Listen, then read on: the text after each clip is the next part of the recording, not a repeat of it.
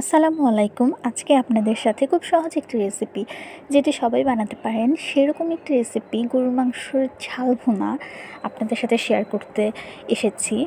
আলহামদুলিল্লাহ, রান্নাটা খুবই সহজ, যে কেউ যে কোনোভাবেই করতে পারবেন। আর এই রান্নাটার স্পেশালিটি হচ্ছে এটাতে আমি কোনো ধরনের কোনো পানি ইউজ করিনি।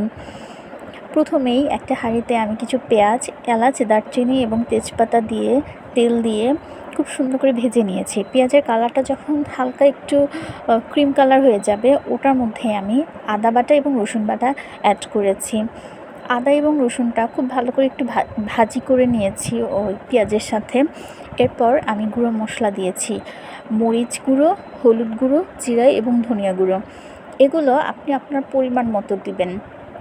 আমি এখানে 2.5 কেজি গরুর মাংস রান্না করেছি, এই কারণে আমি আমার আন্দাজ অনুযায়ী দিয়েছি। আর একটুখানি পানি দিব। একটুখানি পানি দেওয়ার পর যাতে মশলাটা নিচে লেগে না যায়, এই কারণে আরেকটু পানি দিয়ে আমি খুব ভালো করে কষিয়ে নিব।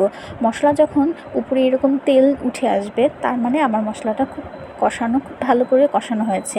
এরপর আমার হাত কিন্তু খুব ভালো করে ধোয়া, আমার হাত দিয়ে আমি ভালো করে গরুর মাংসটা দিয়ে দিব।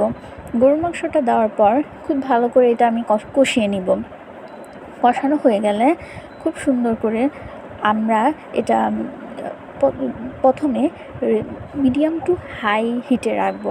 মিডিয়াম টু হাই হিটে রাখার পরে হালকা একটু আঁচটা কমিয়ে দিব।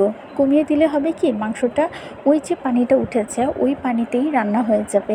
আমাদের এক্সট্রা কোনো ধরনের কোনো পানি ব্যবহার করতে হবে না।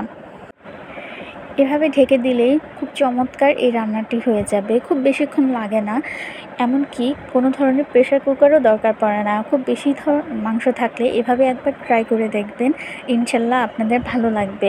আর পরিমাণটা নিজেদের মতো দিলেই আমার মনে হয় ভালো হয়, কারণ প্রত্যেকের খাবার ঝাল খাওয়ার বা মশলার টেস্ট অন্যরকম।